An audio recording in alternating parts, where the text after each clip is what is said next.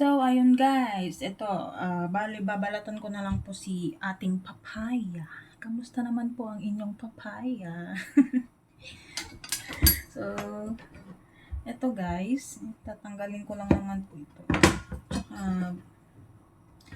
Hiwain muna natin bago balatan kasi madulas po pagka binalatan na natin na hindi pa natanggal yung mga buto-buto. So, ayan, tatanggalin ko yung buto-buto. Ang buto-buto. Ayan. Ayan.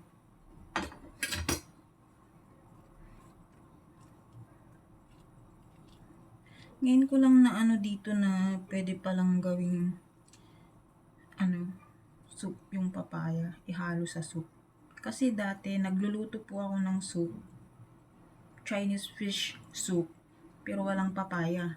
Bali ang nilalagay ko lang dati is onion, tomato, potato and carrots. Yun lang naman po, tsaka yung isda. Pero dito kasi kay amo, iba yung kumbaga yung niya yung gusto niyang ilagay. So, dito ko lang talaga naranasan to papaya. Oh, pwede pala. Tsaka masarap. Talagang masasarapan kang humigop ng sabaw. So, ayan, babalatan ko na lang siya. Try nyo guys. Kaya sinishare ko to para at least may po kayo. Idea rin po kayo sa mga baguhan dyan na ito, papaya fish soup. Tsaka pwede mo rin siyang gawing dessert, papaya dessert. I-share ko siya ulit pagka may time po ako ulit na magluto po ng papaya dessert. Madali lang naman po eh. Ayan. So yan, binabalatan ko na lang siya.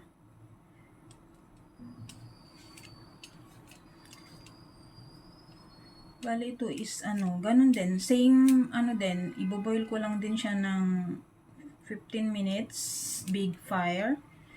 Then after that, 15 minutes, small fire. Bali total 30 minutes po siya lulutuin. Ayan.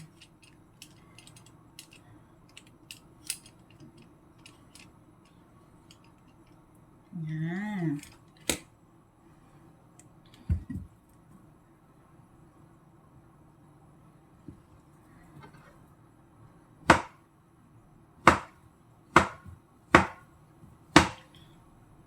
Ang ating papaya.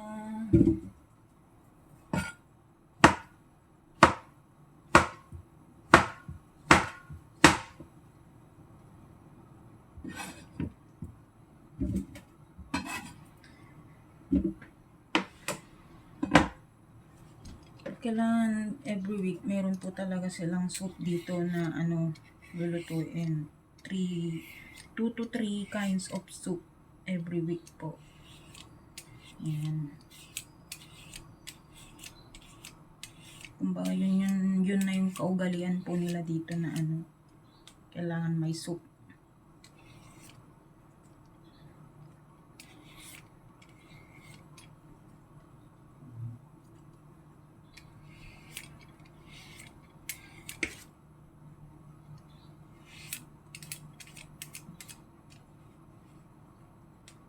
Medyo madulas po.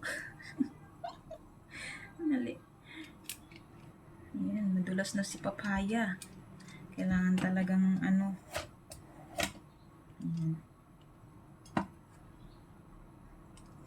Peeler na lang yung ginamit ko kaysa sa kutsilyo. Ayan.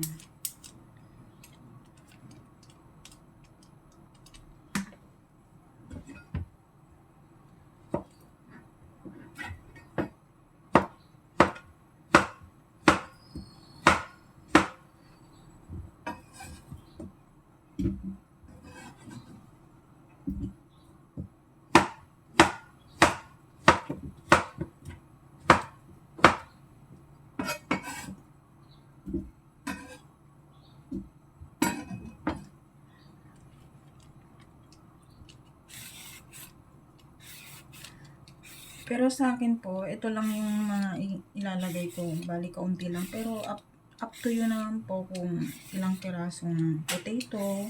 Kung gusto nyo pa pong dagdagan yung tomato, pwede rin po. Pero ngayon kasi, dalawa lang po yung ilalagay ko kasi tatlo lang naman po silang ano ngayon, magsusup. Siyempre kung ano, depende po sa inyo. Kasi minsan naman meron naman yung ano pwede mo namang dagdagan. Actually, pwede rin pong may onion kaso hindi na ako naglagay.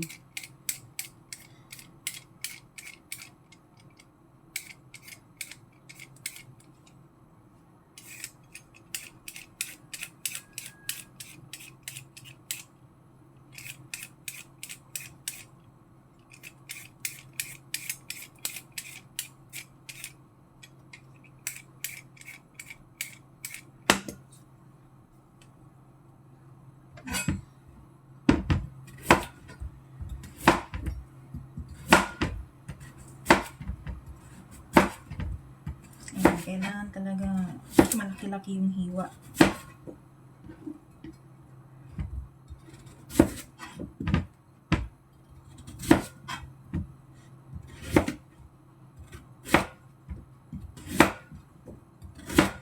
Ayan.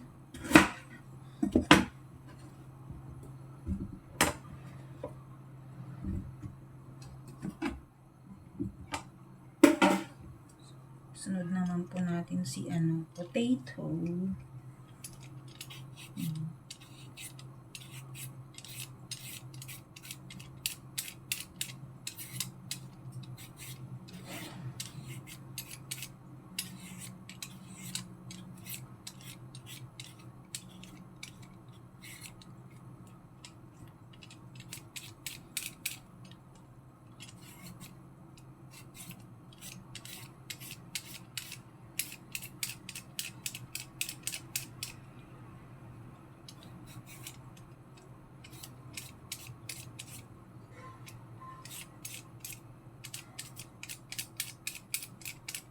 Ayan. Sino pa po yung mga hindi nakakaalam dyan kung paano po gamitin yung ito po. Makikita nyo po sa peeler, meron pong dito maliit na may hole po. Dati hindi ko po ito alam gamitin. Ano lang ba? Inosente. Ito pala po, pagka meron yung kumbaga yung may ganyan-ganyan, pwede mo siyang gamitin pala na, halimbawa yan o ganyan. Matatanggal. So, yun pala yung purpose nito. Ngayon ko lang din nalaman since nandito na ako sa Hong Kong. Relate ba yung mga iba dyan, hindi nakakaalam?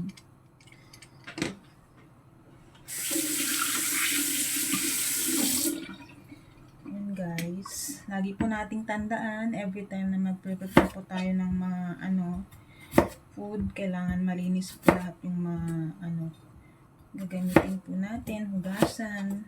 Siyempre, i-serve po natin to sa mga amo natin.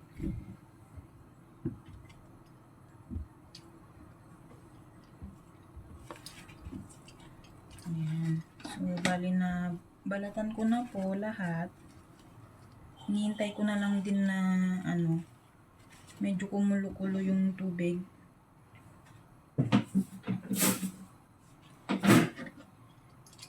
And yung sa ginger naman po, pwede kayong maglagay ng 2 to 3 pieces. Ayan.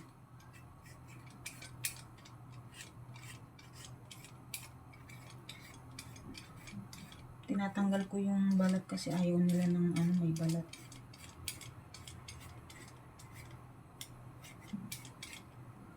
Sa atin sa Pilipinas, pwedeng kahit di mo na balatan basta mahugasan. Di ba po? Pero dito hindi pwede. Kailangan tanggalin mo talaga yung ipipil mo yung balat.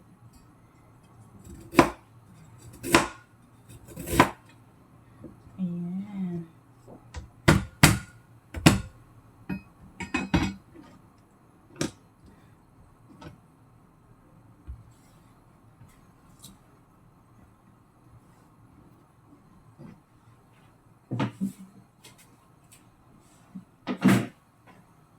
So, ayan si ginger.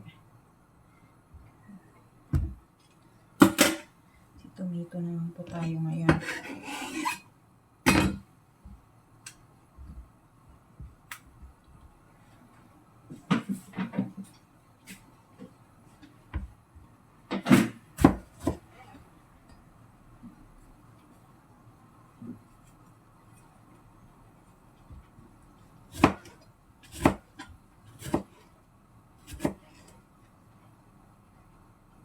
Sa tomato naman, kailangan slice mo siya ng medyo malaki-laki kasi ito madaling madurog ito eh. Sa isang piraso, nasa mga 8 to 10 pieces po yung slice niya. Depende po yan kung malaki o maliit po yung gagamitin ninyo.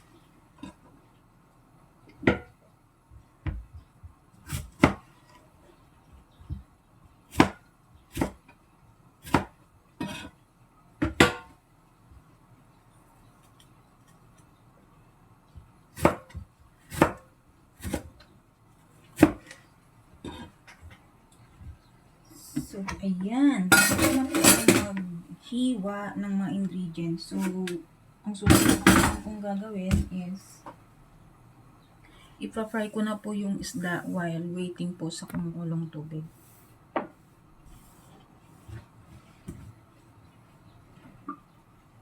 So, ayan.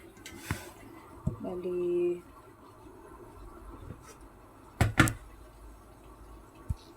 magpapakulo na po ako ng tubig. Kita niyo po ba? Medyo madilim. Ayan.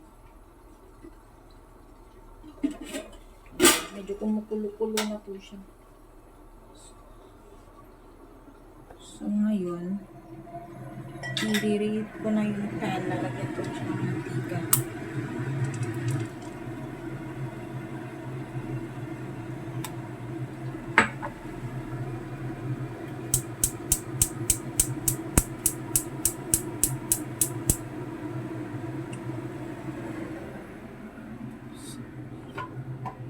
And, fry na po natin si fish.